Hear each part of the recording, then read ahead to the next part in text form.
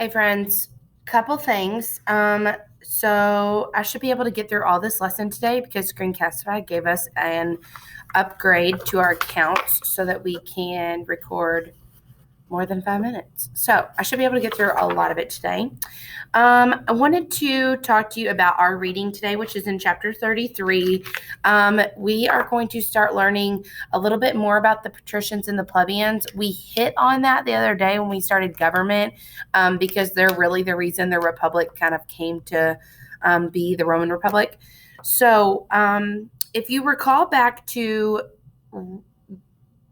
Rome, the beginning of Rome, we learn about Romulus and Remus and how the name Rome came to be. We have a similar beginning with the patricians and the plebeians, except we get this from a man we call Brutus. So Brutus was this man who went. This is the tale of the time. So, and I drew a picture for you too. So these princes went to see an oracle. These two princes right here, princes, not princesses, went to see an oracle. I drew this fancy oracle over here for you. It's real fancy. And they take their friend Brutus with them to see this oracle. So as they're going to the oracle says, he who kisses his mother first is the one who is going to be king. Ew. First of all, I read that and I was like, So he who kisses his mother, Brutus pretends to fall and he kisses the ground and then he says, the mother of all things. Earth. Duh, kisses the earth, kisses the ground, the mother of all things is who's going to be king. So Brutus goes back and he kind of takes over as an Etruscan. He takes over the government, and that's where we end up in the beginning of our reading. So you should be on page 318, Patricians and Plebeians under Etruscan rule. So again, we talked about the patricians and the plebeians the other day. I drew this for you. You can kind of see it. It's green and lime green. I drew this with only 5 people on it because we have to remember that the patricians were the ones that had the money. Okay, remember, he who has the money, he who has the land is the one who has the power. So the patricians decided that they were not going to give up power. And in fact, they were the ones that held all offices. So offices, I mean, like any government official offices, they were the ones to hold office. The plebeians, however, is the majority of the Roman society. And I drew lots of plebeians. They're the Romans. They're everybody else. Everyone else who is not in power right now. So I hope that those are kind of helpful to you. I keep trying to figure out this screen. I'm not doing any well. So I hope these are kind of helpful to you in remembering patricians and plebeians. So the upper class citizens, the wealthy citizens, that's what you should have seen on your social hierarchy pyramid the other day that we did yesterday. It would have been yesterday that you did. And we looked at, I'll show you that again. And here, how the people on the top are the wealthy citizens. Those would be our patricians. Then we have poor citizens, and then we have enslaved people. So obviously, people who are enslaved. So if you look at your notes, you should be able to fill out at this time. It says on the pans, you're going to draw and label some stick figures to represent the Etruscan kings. So I'm going to draw with you. There's it's like a scale and weight looking thing. So I'm going to draw the scale. And then I'm going to draw what I would think would go on that scale. So here's my scale. Fancy. And that's what you see on, there's 4 scales on your paper. There's no more than the 4 scales.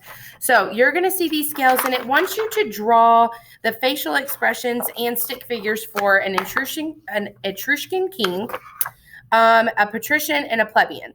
And then it wants you to draw the facial expressions of what you think those characters would be, like how they would look. So you can do this in color. I would prefer color only because it might help you a little bit more.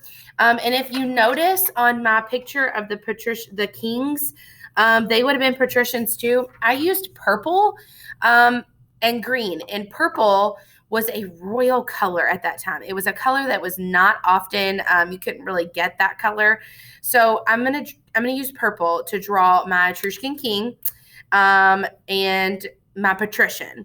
So I'm just going to draw, I'm going to kind of draw like a tiny little body and a bigger head so that I can show you what they look like. And I'm going to draw them on the same side because it was almost like patricians against the plebeians. So fancy king, fancy patrician, and I'm going to draw them as purple with green crowns. Well, the king is going to have a green crown. So how do you think they feel according to the power that they have right now? So the power that they have right now is that they're going to be rich people. They have the money. They have the power. I'm going to draw my patrician with money eyes. They wore togas. They were citizens. So you can see here, I've got my Etruscan king. He's got purple on because he's royal and a happy smile and a crown. And then I have my patrician, and I drew him with money eyes because we kind of see that he was wealthy. He was great. He was living high in such power. He had the power. He held a government office. You can think that he was probably somebody who was really high up in the government. Then I'm going to come over to the side and I'm going to draw this little friend, my plebeian, in orange. And I'm going to draw my plebeian in orange. He is going to be my friend that doesn't have the money, doesn't have the power. He's going to be our common folk. Sorry, just like class, I was getting a phone call. Okay, so I'm drawing my plebeian right now. I'm going to draw him. He's not necessarily sad, but he's definitely not happy. So I'm going to draw him with like a straight face, like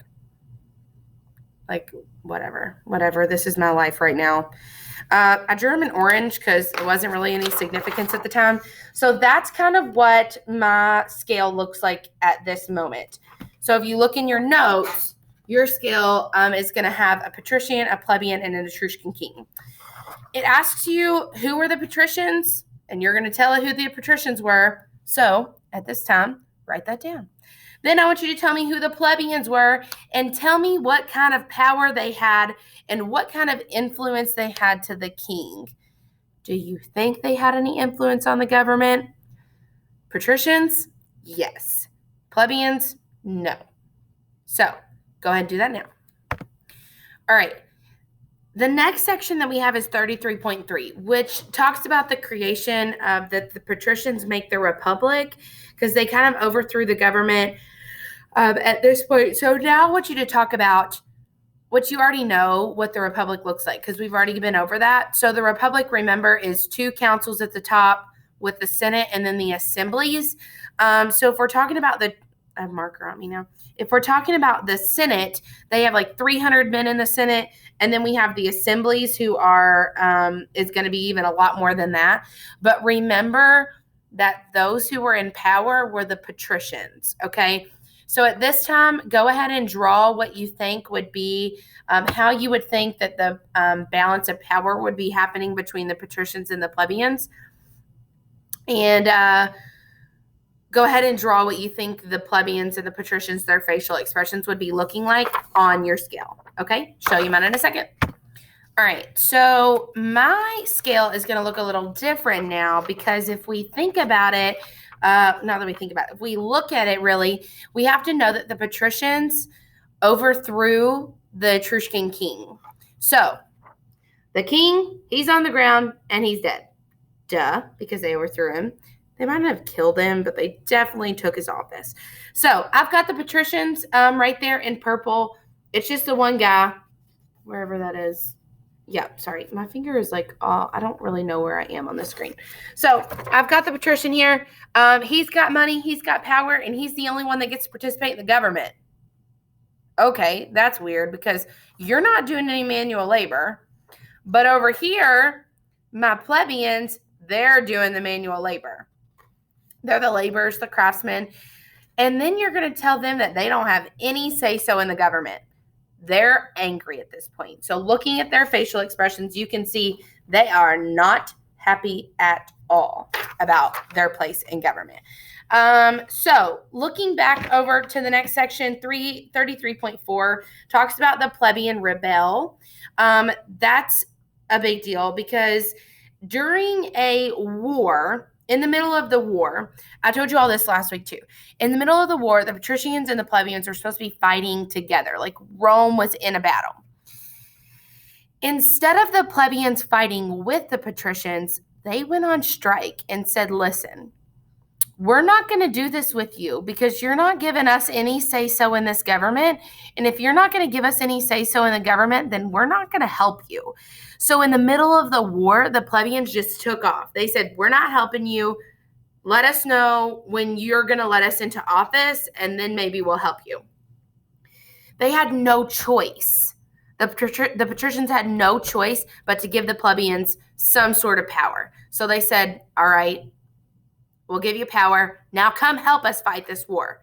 And that's how the plebeians got into official offices. So at this time, go ahead and change your scale to see the facial expressions of patricians and plebeians.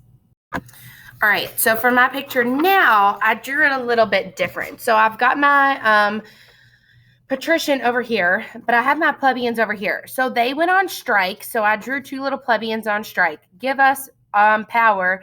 Give us power. We want power. So finally, after that, the patricians decided, okay, fine, we'll give you power. So they gave them some power. So that makes my plebeians a little happy that they're going to have some sort of role in government. Moving on, the last part is the plebeians gain political equality. That's what we're looking for. I'm going to draw this word very big for you, equality, because that's what they wanted. The plebeians wanted equality. I'm just going to put equal. The plebeians wanted equality between the patricians and the plebeians. They wanted to be equal. They wanted to have the role of government to be the like offices of government to be equal. They wanted some sort of say in what's going on. Because if you can imagine, it is how awful to receive direction from someone who's never sat in your shoes. Think about it like that. The patricians, remember, they're the ones with old money. They're the ones that have always been rich. They've always had that kind of in the back of their world. They've always been higher up in society. They've never been in the role of a plebeian or had to, not even just the role of the plebeian, but that they were a craftsman or a laborer of any sorts. They've never had to lift a finger and work hard for their money, where the plebeians did have to do that. So imagine taking direction and order and having no say-so from someone who's never been in your shoes and knows how it goes. That's hard. Okay. So I hope that you learned in this chapter, the Romans overthrew the Etruscans and called a republic for their new government. The patricians took over originally. The plebeians wanted power. We get to this equality of what's going on. We get to the part of checks and balances, which we talk about in our government today. Clearly, we have seen so many democratic principles that we see in our government today about tribunes and vetoes and how the three branches of government work in three separate entities to form one government. And that's a big deal for our government today. So if you have questions about today's assignment, let me know, but it should be fairly easy, and I've walked through 3 of them with you. So I think you should be able to figure that out after this, but if you still have questions, please let me know. Don't forget to answer the bell ringer. I love you. Have a great day 2, NTI, day 2. Peace out.